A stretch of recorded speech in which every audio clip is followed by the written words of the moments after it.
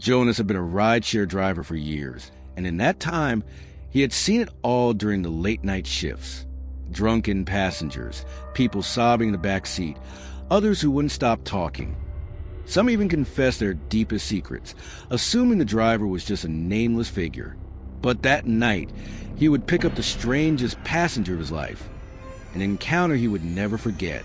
It was a cold, silent night, the kind where the emptiness of the road seemed to swallow all other sounds. The ride request came from an isolated location, a deserted road near a small, forgotten village. Jonas hesitated for a moment. The place didn't look inviting at all, but the fare was good and he needed the money. So, despite the uneasy feeling creeping into his mind, he accepted the ride, driving toward the pickup point. His headlights cut through the pitch-black road. When he arrived, he saw a man standing at the edge of the road. He was dressed in a flawless black suit, but something about him felt off. His skin was unnaturally pale, almost ghostly. His gaze was empty, lost somewhere far away, as if he wasn't really seeing anything around him. Without saying a word, the man got into the car and mechanically typed the destination into the app.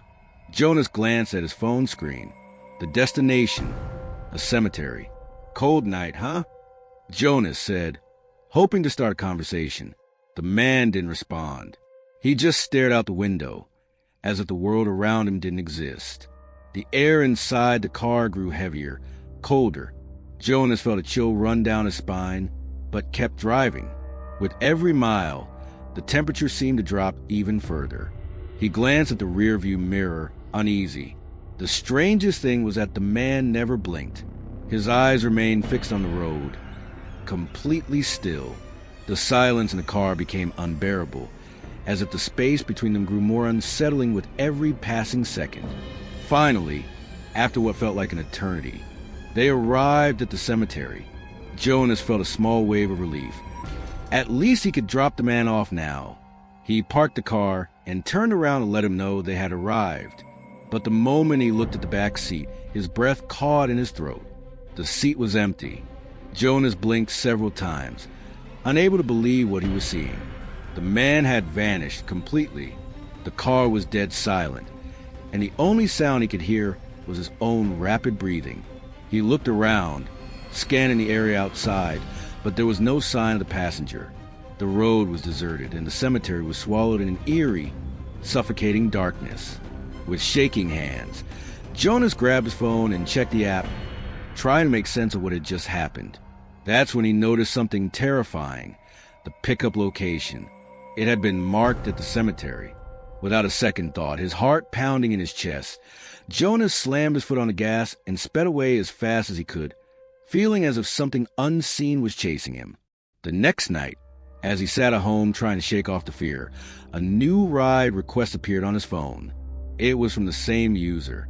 This time, without hesitation, Jonas declined. Fear gripped him.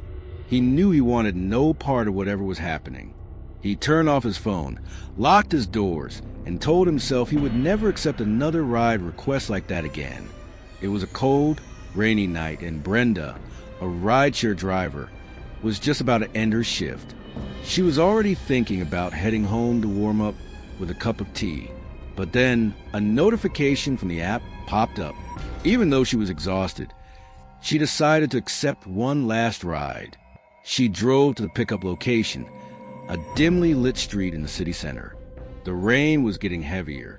When she arrived, a man was standing under a street lamp, wearing a dark coat with a hood pulled up to shield himself from the downpour. He didn't seem too concerned about the storm. Without a word, he got into the car. Brenda tried to be polite. "Good evening," she said. The man didn't respond. She glanced at him through the rearview mirror, but he sat completely still, staring blankly at the rain, his face emotionless.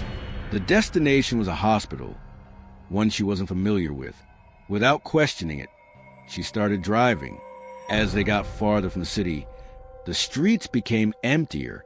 The lights grew scarce, and the road was flanked by trees and old buildings, as if they were heading to a forgotten place. A strange uneasiness settled in her chest. but something about the man's expression kept her from asking questions. He looked like someone carrying a heavy sorrow, a deep pain. The drive felt too long for a hospital, especially in such a remote part of the city. The air grew colder with each mile. It wasn't just a chill from the rain. It was something heavier, an eerie presence that seemed to fill the car. "We're almost there," the man finally said, but his voice was distant, as if he wasn't really speaking to her. They arrived. The hospital was abandoned. Its decayed facade was surrounded by a rusted fence, the building clearly untouched for decades.